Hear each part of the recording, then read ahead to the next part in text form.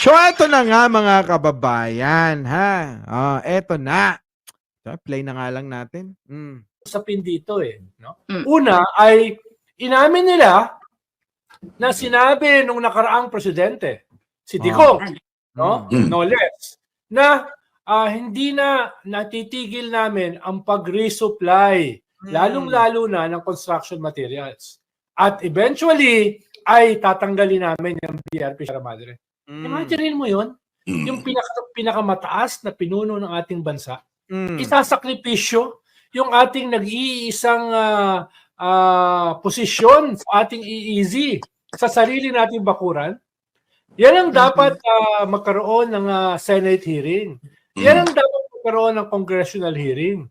Oo nga. Para makita talaga kung ginawa ng presidente yan. Yun ang ginagamit ng China Kaya nga, kung ano-ano hinihiring nyo dyan. Diba? Ewan ko dito kay dito sa mga nasa Senado, kung ano-ano iniimbestigan, imbis na ito ang tutukan, di ba? Ewan ko sa kanila. Bakit ba nanggigigil sila kung kani-kanino? Oo. Imbes na yung makakatulong sa ating bansa, abay yung mga ikinakasira pa ang kanilang mga ginagawa. Naloko na. Di ba? Isa na nga dyan, yung yang PCSO, no? Si First Lady ang tinitira, si BBM ang tinitira, hindi naman sila ang kalaban. Ang kalaban natin ay sino? Ang mga nananakop sa ating bansa at yung mga lumalaban sa ating mga alagad ng batas. Diba? Ang ginagamit yun ng dahilan tatanungin nga kita. Does this somehow explain yung behavior and statement ng China na ito nga yung binabanggit ng China na, uy, kaya namin kayo pinipigilan, may dala kayong construction materials. At siguro sinasabi lang, usapan na dati. Granting na ito po yung kanilang batayan kung bakit ganito kalakas ang loob, ganito ka-blazing yung ginagawa nila. Yung binabanggit nyo, Sek, panahon na ba na para buhisiin ito sa ating Kongreso para tanungin, para once and for all, magbigay tayo ng isang statement na, hoy, hindi po ganyan, wala po usaping ganyan, at it does not hold water po, Sek.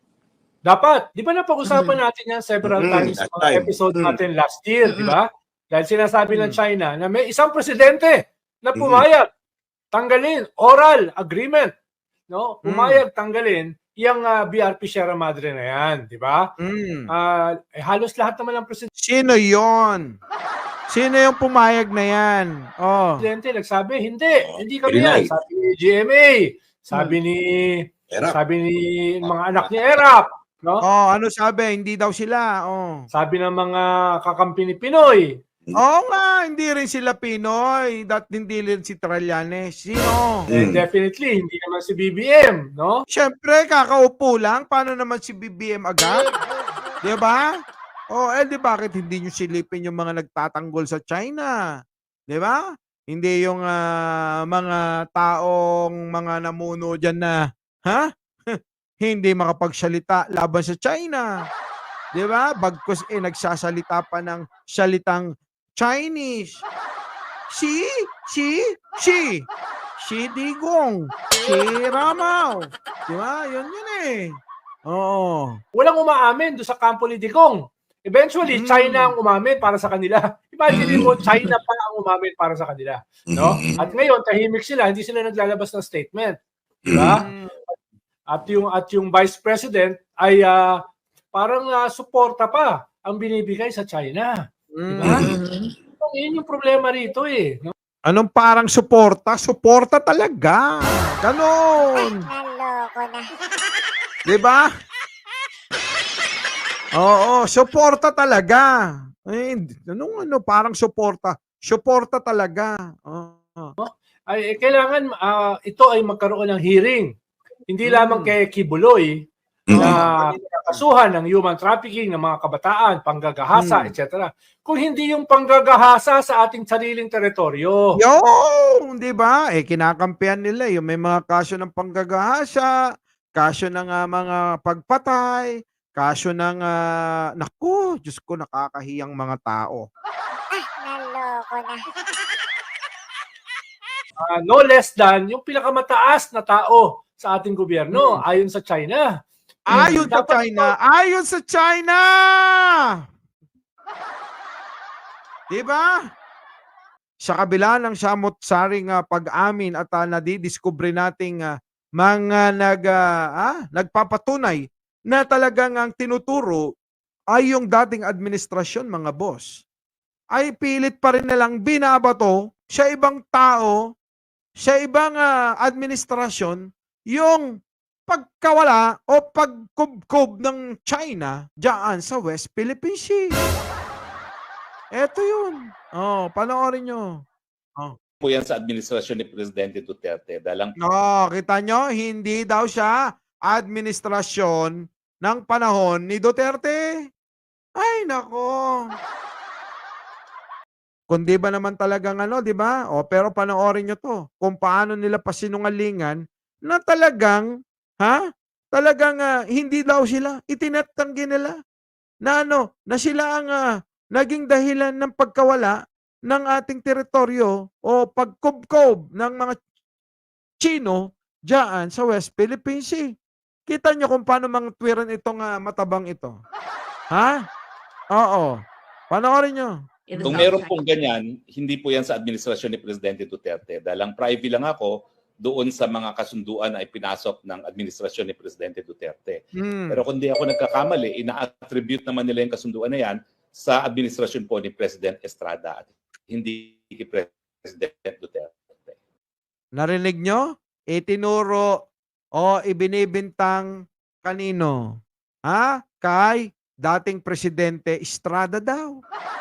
Naloko na. Ano sabi ng Chinese official? Ang sabi ng Chinese official ay meron na silang kasunduan ng dating administrasyong Duterte.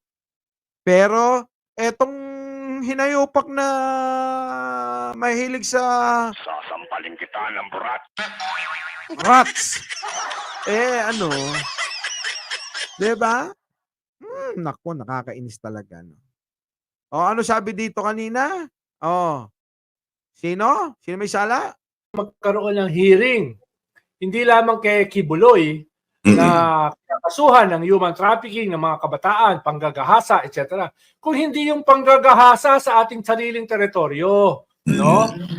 No less ang gagahasa sa sarili nating teritoryo.